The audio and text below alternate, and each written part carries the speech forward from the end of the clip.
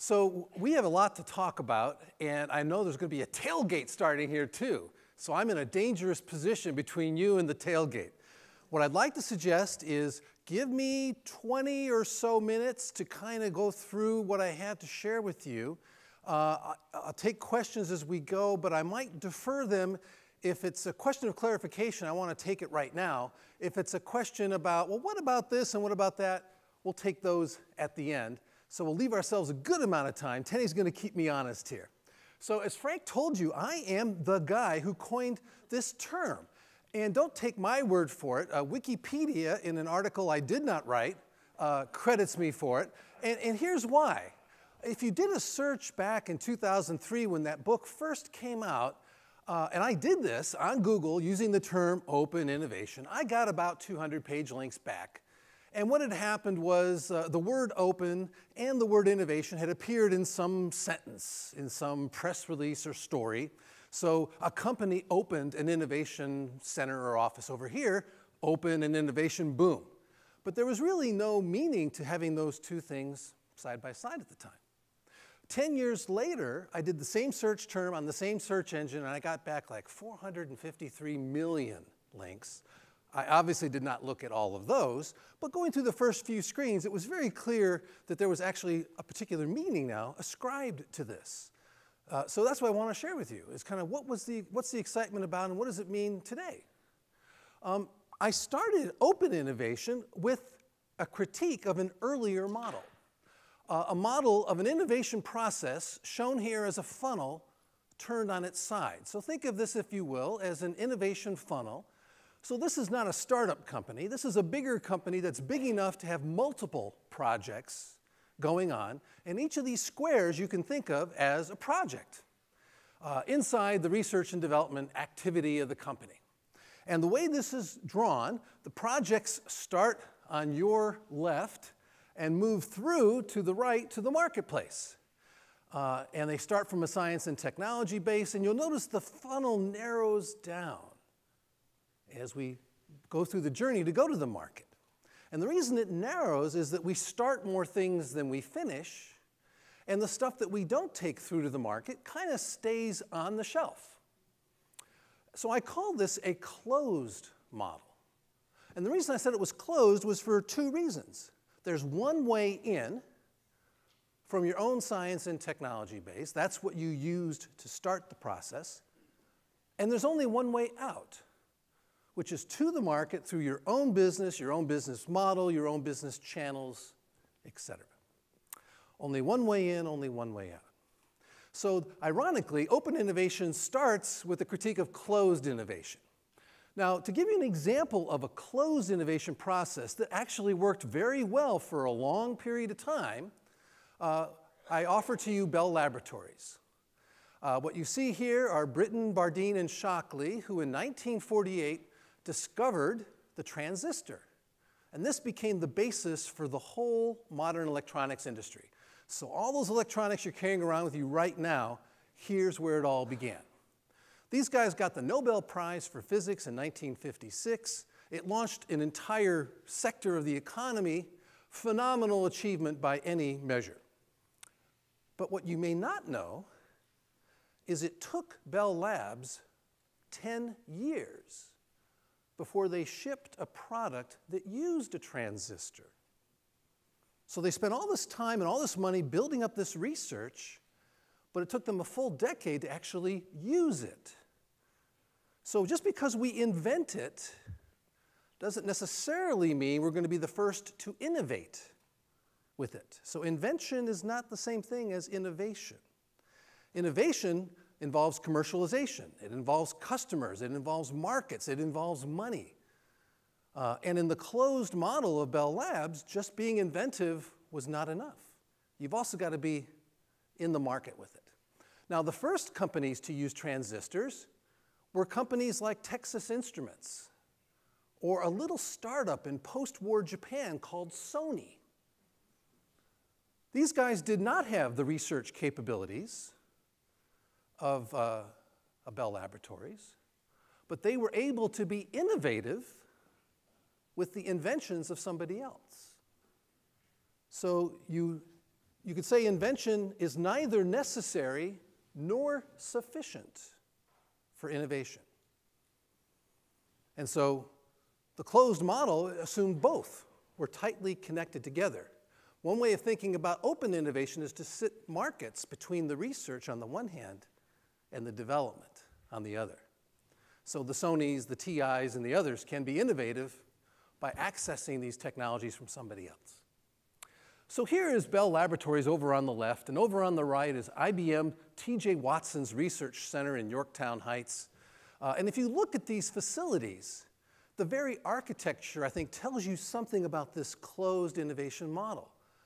These are things that are built high on a hill, far, far away from the daily cares and concerns of ordinary business, and they're kind of a fortress to look at them. They're built to keep these things in and to keep them from leaking out. Only one way in, only one way out. But a lot's changed since the heyday of Bell Laboratories. These are data from the National Science Foundation showing where R&D dollars are being spent in the United States. And I've taken selected years going back to 1981. And I've organized the data by the size of the company doing the R&D spending.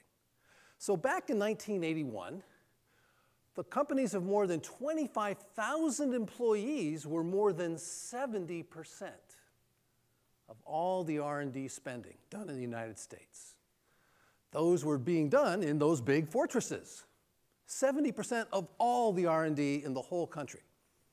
Meanwhile, those little tiny companies, less than 1,000 people, in 1981 were about 4.4%, tiny.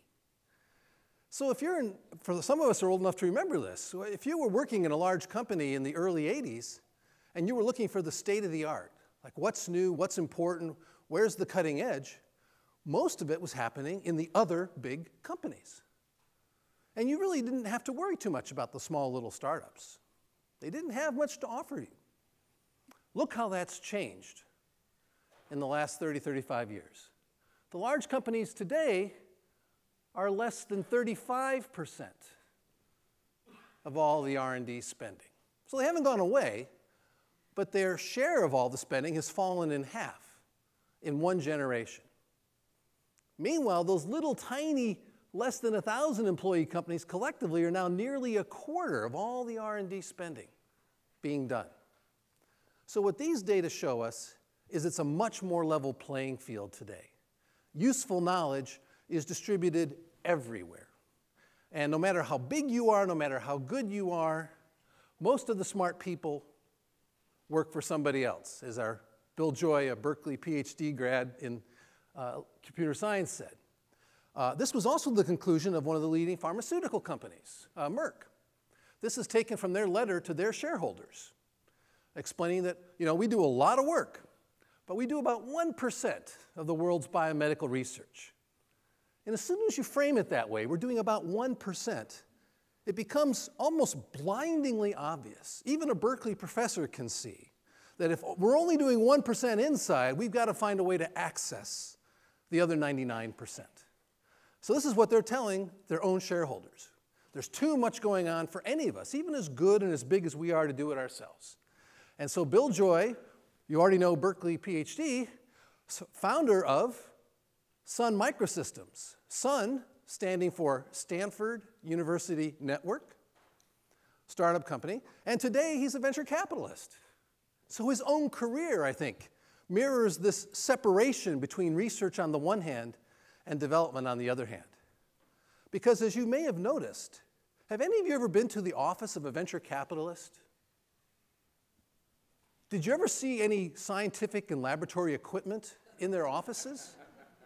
No, you don't. They don't do any research in venture capital, but they fund a huge amount of R&D. Turns out there's no R, it's only D. But there's a lot of D. And that's one of the things that's driving this pattern. There are other things driving it too, but there's a lot of money out there these days for people who have the desire to create something special and now can get access to money, can get access to talent, can get all the services they need from accounting firms and legal firms and the others to set up their businesses and go out and try it. And I learned today we even got real estate service companies going and doing it too.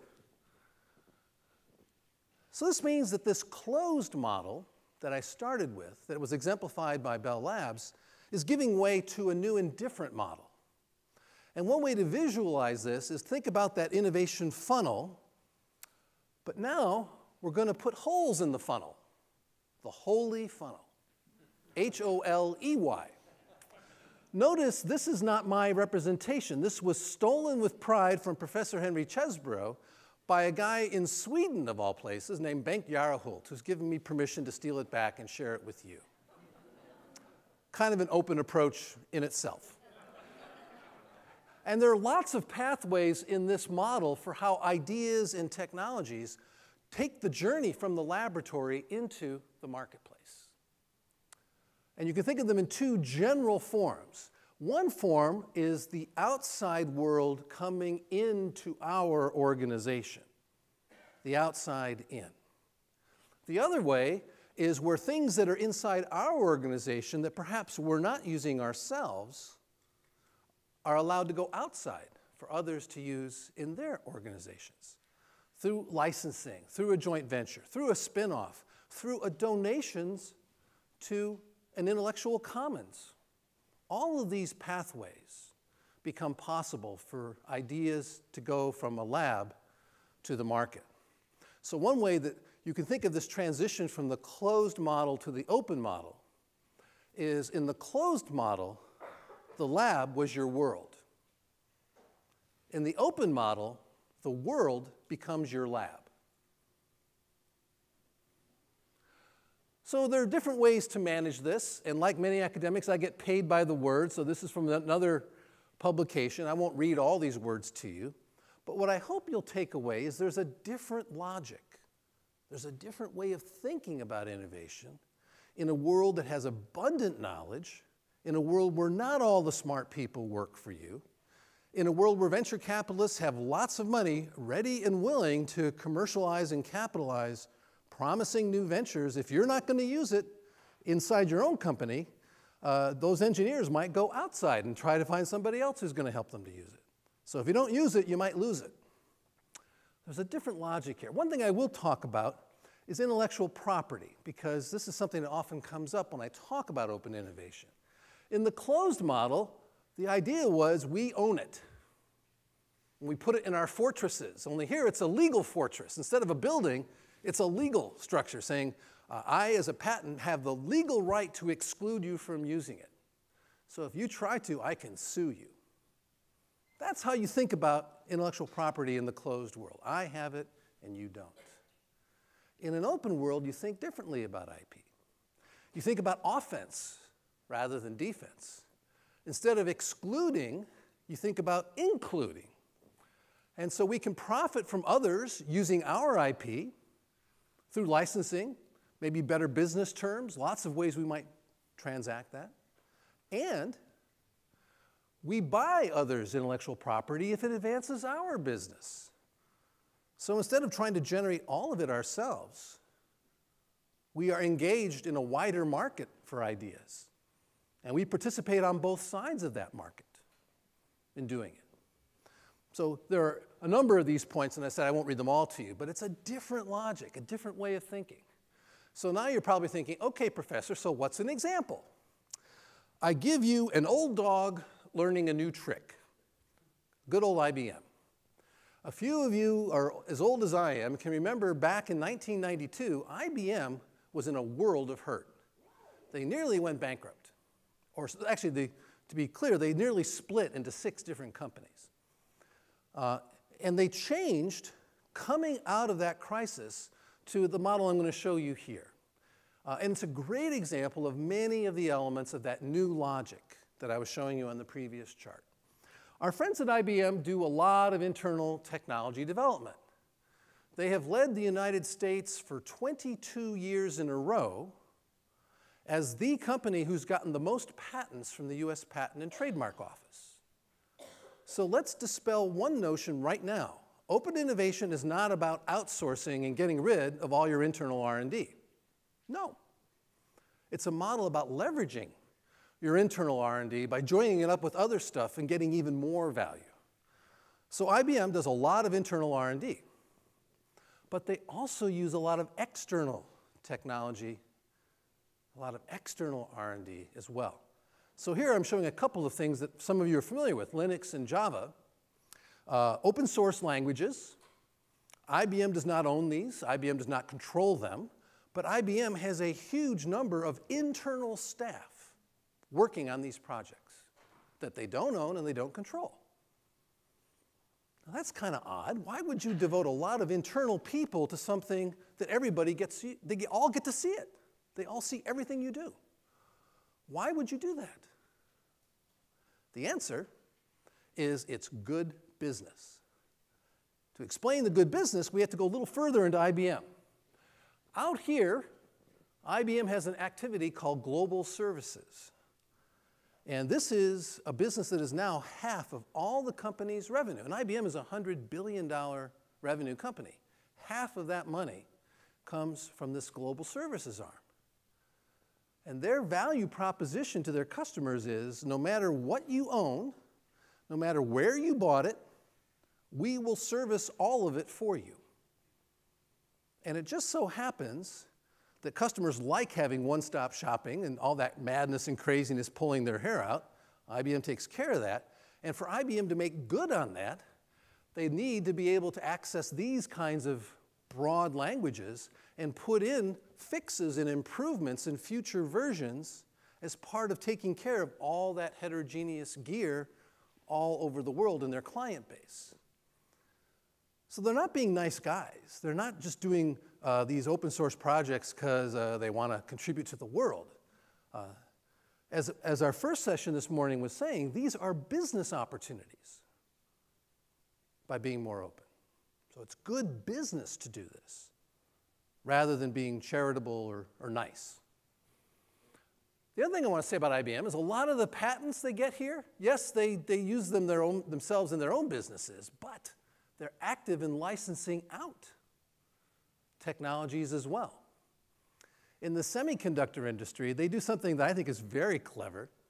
I call it N-1 licensing. N is the current generation, the new generation of semiconductor process technology that makes those chips smaller and smaller and smaller, the Moore's Law we've heard about. When IBM is bringing up a new generation of technology, then, and only then, they license out the previous generation to others in the market, including their competitors. So they always keep one step ahead with their internal work, but they get a second round of money from licensing out the older generation to everybody else. That's that N-1 licensing. So you're always staying one step ahead, but getting money from letting your inside stuff go outside as well. Procter & Gamble in the consumer space. They also used to be a very closed company. In fact, their joke is, we are so closed, we invented, not invented here.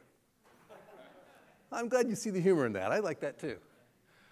They had their own little crisis in 2000, and their stock price went from a high of $115 down to $54 in the space of less than 3 months. So think about this. This is a company that makes soap, detergent, toothpaste. Those kinds of very stable consumer businesses aren't supposed to go up and down in the stock price. This is supposed to be a widows and orphans stock that steadily trends upward, and it didn't here. And this is how CEOs lose their job. And the CEO of the time indeed did lose his job as a result of this. So the new CEO comes in, an internal guy from the beauty care business named A.G. Lafley. And he says, you know, the reason we got into that problem is we were running out of growth. We were the number 1 or number 2 in all of our current businesses. But where we were falling short is we weren't launching enough new brands, enough new businesses to keep that growth going. So what he did, because of his experience in the beauty care business, he said, I am going to mandate to our research and development team that in 5 years, half of all of our innovations will come from outside of P&G. This is from the CEO of the company. Now, over on the business development side, they got the word, and we don't care where they come from, we'll work with all of them. And inside the R&D group, they also changed their tune. They had 7,000 or 8,000 internal R&D staff, which they kept. Again, we're not getting rid of them. But they said there might be 1.5 million people in the world who have useful knowledge that could help those 7,000 or 8,000 do a better job. How do we get access to them? How do we get them on our side? How do we leverage and tap into that? So this became the basis of what became Connect and Develop. So we were talking about research and development. Inside of Procter & Gamble, they called this Connect and Develop. This actually helped get the growth back into the company, and that helped get the stock price back. And it's been a huge success for the company. A couple of examples that came out of this, one was the Swiffer dusters. Here, this actually was a $1 billion brand that did not come from inside P&G's labs. This came from a small company in Japan called Unicharm, and it was already on the market in Japan. But Unicharm, being a fairly small company, had no distribution in the US or Europe or these other places. So P&G had a group of technology scouts, and one of the scouts saw this in the market in Japan, contacted the company, wrote them a very nice check to get the rights to distribute it everywhere else around the world.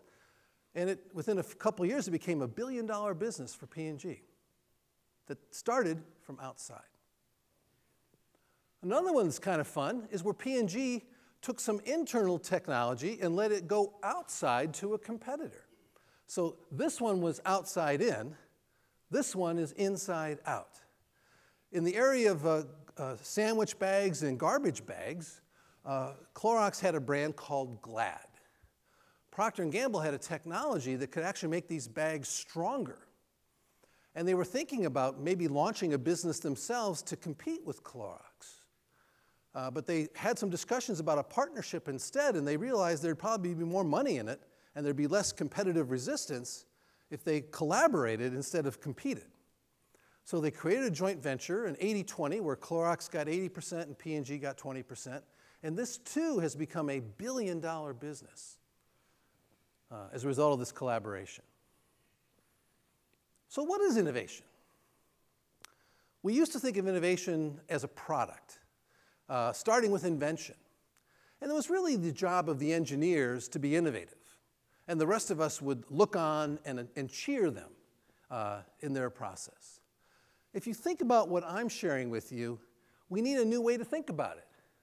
It isn't just about inventing something. You've got to innovate. You've got to commercialize it, take it into the market to finish the innovation journey. That means it isn't just your product. It isn't just your technology. It also includes things like your business model. And it's going to be everybody's job to do this, not just the engineers. What's happening over in Europe right now, I just had the pleasure of 9 months in Barcelona. Fantastic. If you ever get a chance to spend 9 months in Barcelona, take it. It's good. What's going on in Europe is they have something they're calling Open Innovation 2.0.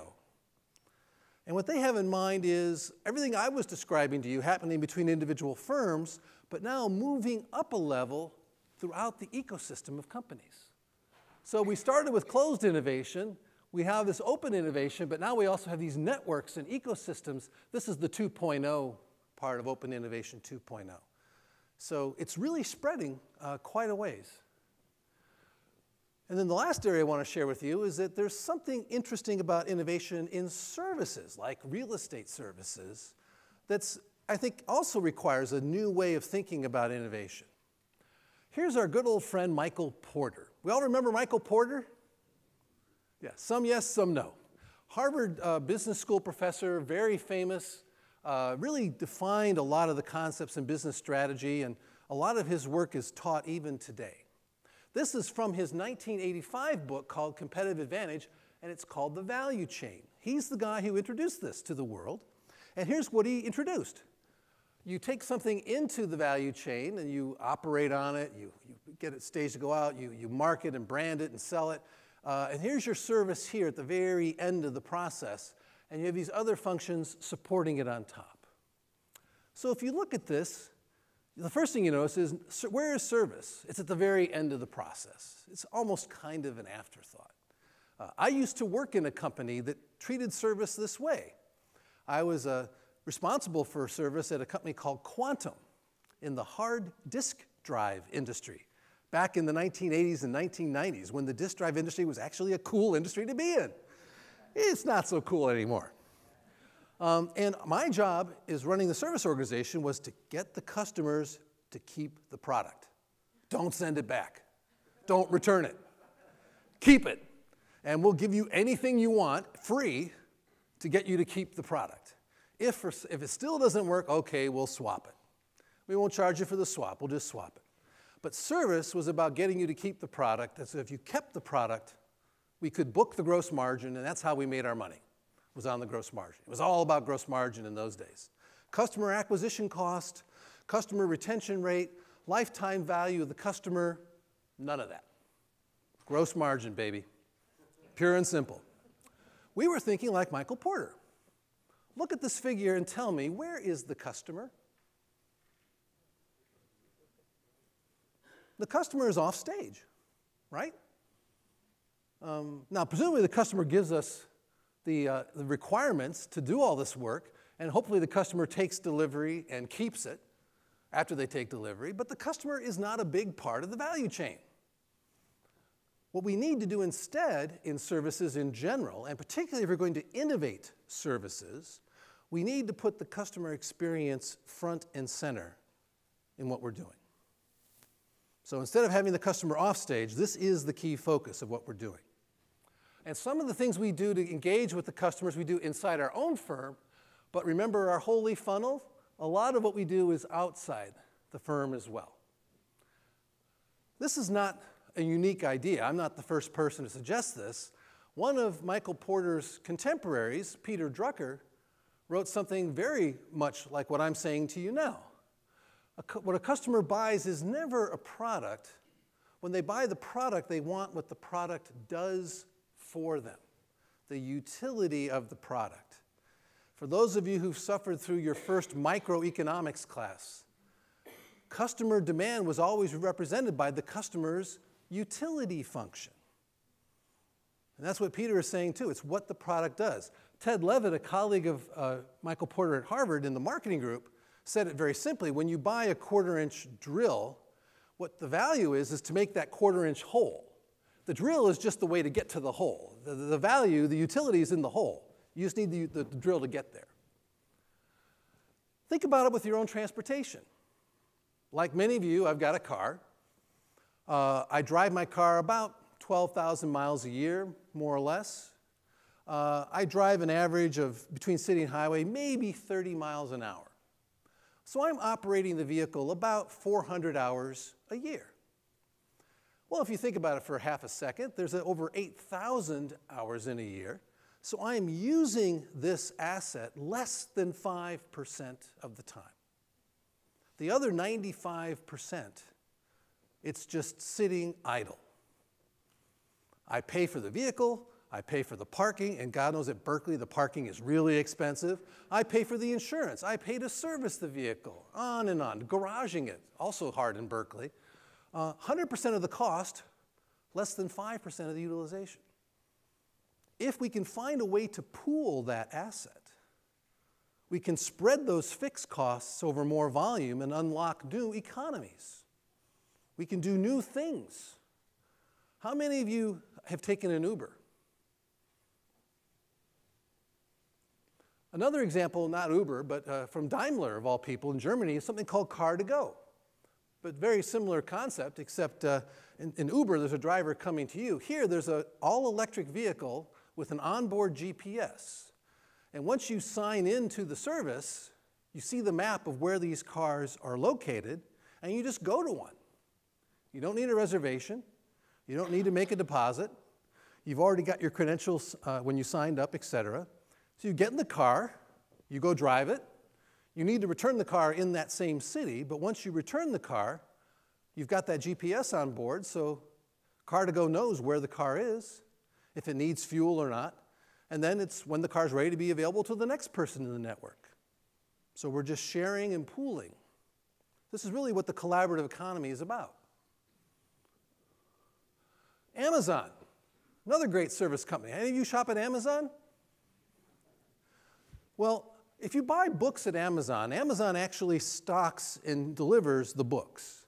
But most of the stuff that most of us buy on Amazon is actually stocked by somebody else, not Amazon. A lot of us don't know that. We get what's called one-stop shopping from Amazon. For the economists among you, this is called economies of scope. But one-stop shopping will do.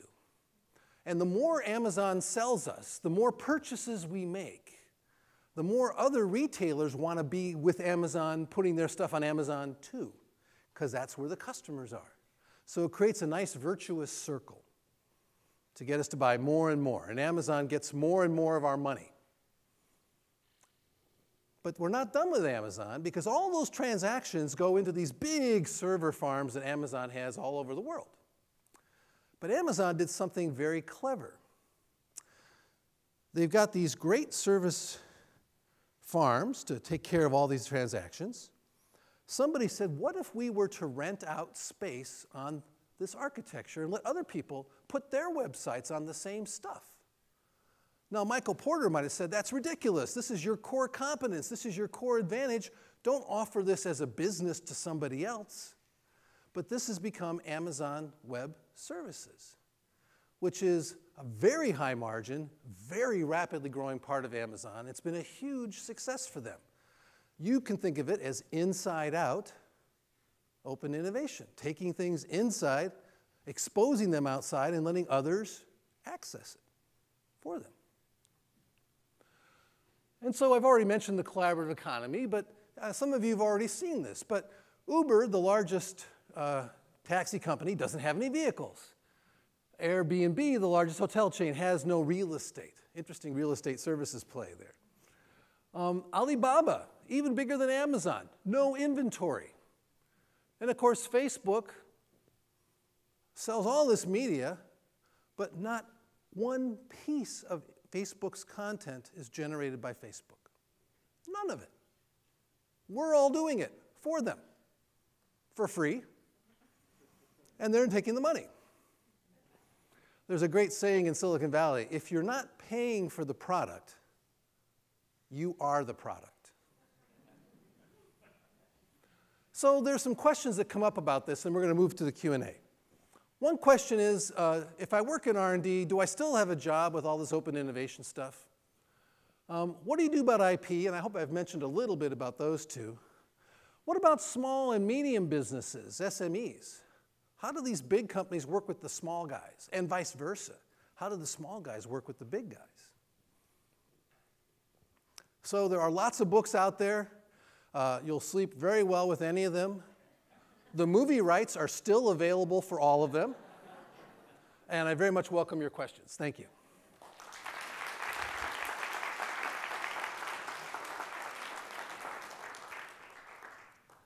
So this is the point in the program where if you have a question, please go step to the microphone.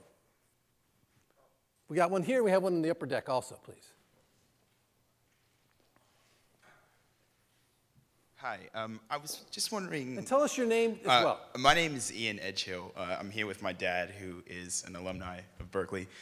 I live in Australia, and I work for a cloud-based technology company. And I was wondering what advice you might have for a small company that's looking to adopt an open innovation model. So I have met some of these companies. One thing is to become a specialist at something. Be very, very good at one thing that you can do, because that way you have something to offer. What a small company can offer to a big company, you are much more agile, or at least you better be. You're also much faster than a large company.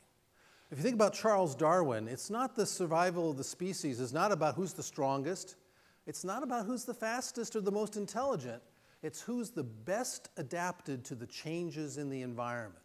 So one of your key advantages is to be better adapted. But in turn, once you're better adapted, to be open. And that means to engage with these larger companies, but not out of charity, not out of being nice, but as a good business practice. And then I would also say, and this is from my experience in the disk drive industry, look at the business model of the large company and how that business model fits or doesn't fit with yours. We were looking at taking a manufacturing partner from Japan. This is back in the 90s when Japan was going to take over high tech all over the world. I know it seems crazy to say this now, but that was really a thing. And so we were looking at both Matsushita and Kyocera as manufacturing partners. Matsushita had been doing contract manufacturing for audio, stereo, TV, video cassette recording companies, and they've been doing it for decades. Kyocera, very powerful, very strong company, also had great manufacturing technology, wanted to work with us, but they were always doing things under their own brand. So when we looked at those two companies, who's the better long-term partner for us? Kyocera wanted to partner with us, but they really wanted to become their own brand and eventually compete with us. Matsushita, in other businesses, had shown they had been a manufacturing partner for these companies for many years. So we ended up choosing Matsushita. So look at the business model of the large company and make sure they're not really trying to put you out of business. Right. Thank you very much. Yeah, good question. Thanks. Please. Hey there. In your Bell Labs example, you talked about how it took them 10 years to bring a product to market. And that it didn't, like, they weren't innovating because they hadn't commercialized it, but wouldn't they have, like, commercialized it, like, de facto by selling their transistors to, like, Sony and these other electronic companies? If indeed they had sold the transistors, I would agree, but they did not sell them. Oh, so they just... No, these guys, I think the polite term is reverse engineering. Oh, okay. And then at what point, like, would they have been waiting to bring that to market for, like, a competitive reason, or, and how do you time these things? So one thing we forget is Bell Labs was part of AT&T. And prior to Judge Green's order in 1984, and I know I'm dating myself here, AT&T was a legal monopoly, which meant monopolies are really good, really profitable businesses. And for something like communications, we all have to use it.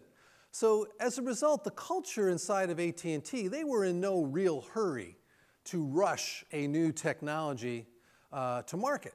And to be fair to them, they wanted to make sure it worked reliably. They wanted to be able to build it at scale. They wanted to get the costs down. So I'm sure in the internal reasons for why we should wait a little longer, there were some good reasons put forward. But between you and me, I think the biggest factor was there was no competition by law. You could not compete with AT&T until 1984, by law. So that legal monopolies are many things, but fast, agile, aggressive, not so much. But thank you for the question. Please. Okay, this one first, and then we'll go to you.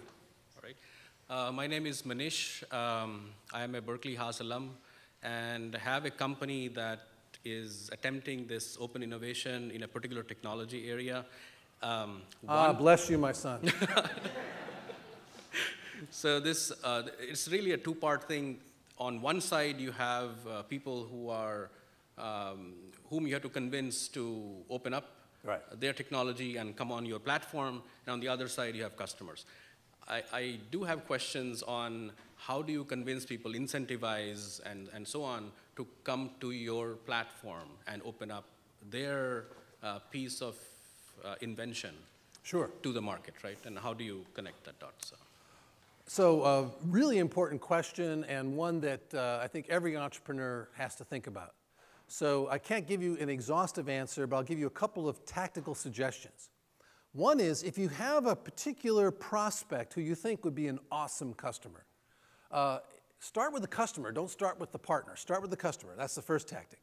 Because the partner will follow the money. If they think there really is a business opportunity, they're much more interested in collaborating with you if you can bring the customer relationship. So how do we get the customer?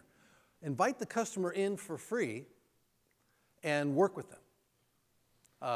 Create something together. Try to keep the lawyers out as much as you can in what you create. So start with your customer. Okay. Once you think you've got something that the customer says, you know, I'd buy that. Now you're ready to have your conversation with the collaborators.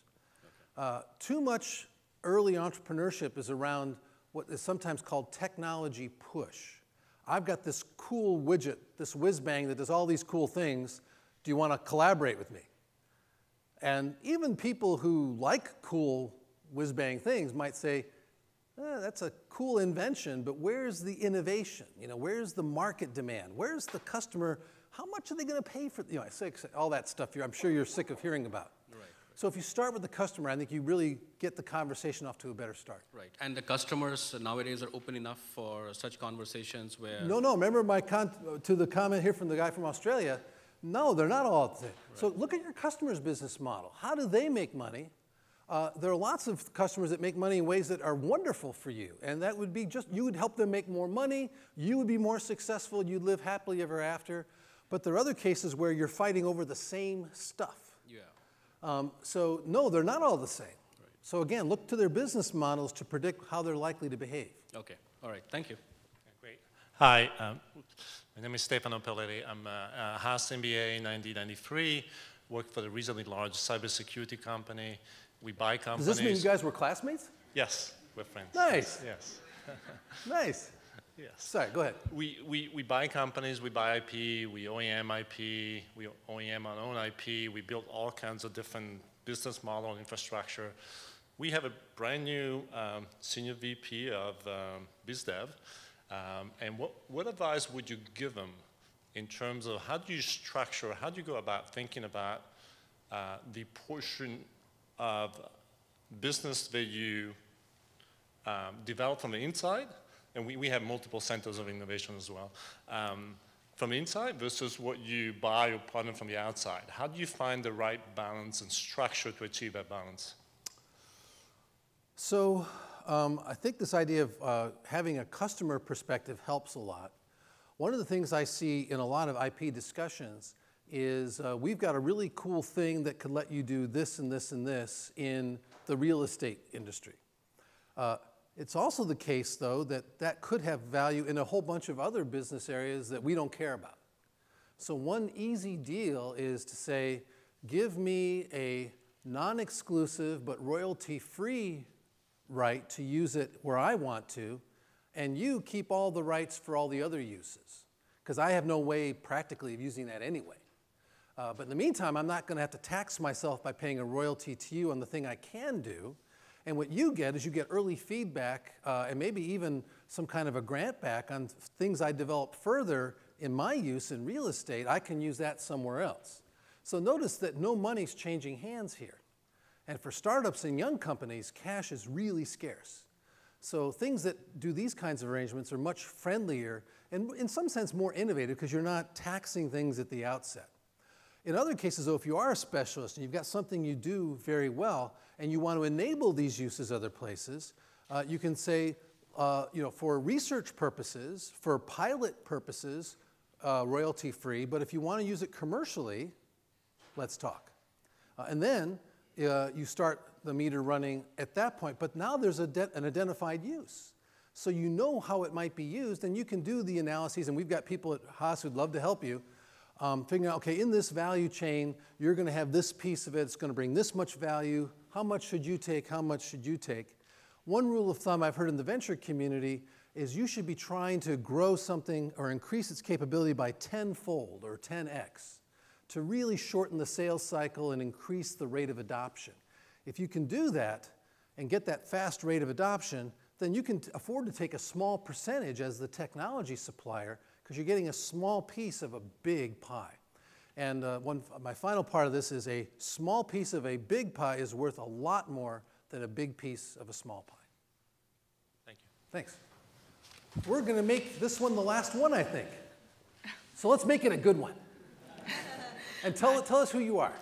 My name is Haley. I'm actually an undergrad right now, not in Haas. But I actually was doing your URAP research last semester, so I have a question related to that. You have to tell us what URAP is, though.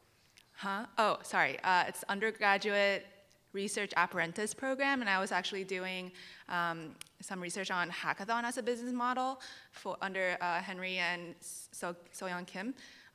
So my question is, does hackathon, the platform, is that something that could be part of open innovation concept? And specifically, I helped with launching a few food hackathons as a part of SO's project and also my undergraduate club on campus. But there's always the question that pops up: how do we handle the intellectual property of like the pitches, the solutions, and who takes that away? Or as undergraduate club, we do it for like one specific client and solves what challenge they propose.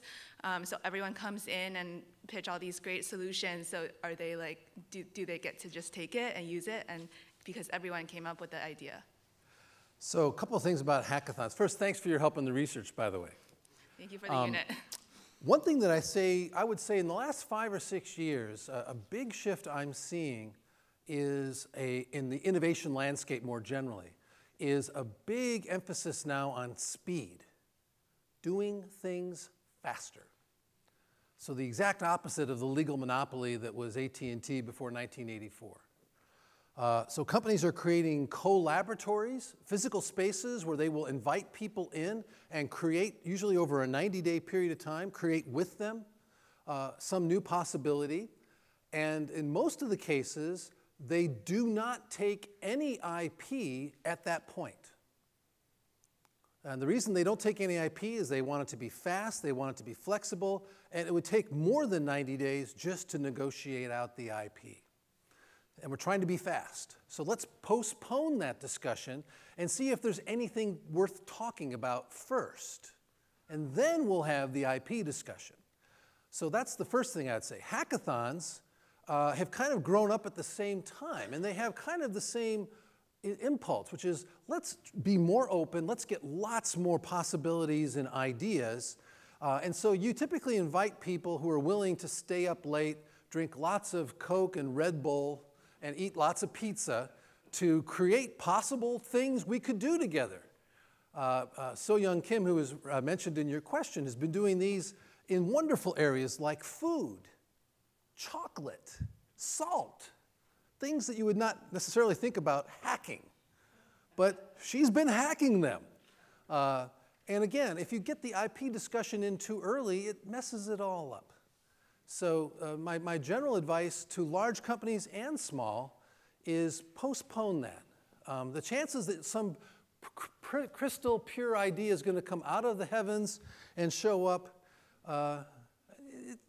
most of the value in all these innovations, and this was true of the Bell Labs example too, yes, inventing the transistor was really important, but all the hard work of putting it into production, scaling up manufacturing, marketing and distribution, et cetera, there's a huge amount of work in innovation that goes way past the moment of that initial idea or invention. So let's get faster, let's get more open, and then we'll create more value that way. And then we still have to divide the pie at some point. So you are going to need some IP, but you're going to do better if you put that off a little longer. Thank you. Thank you.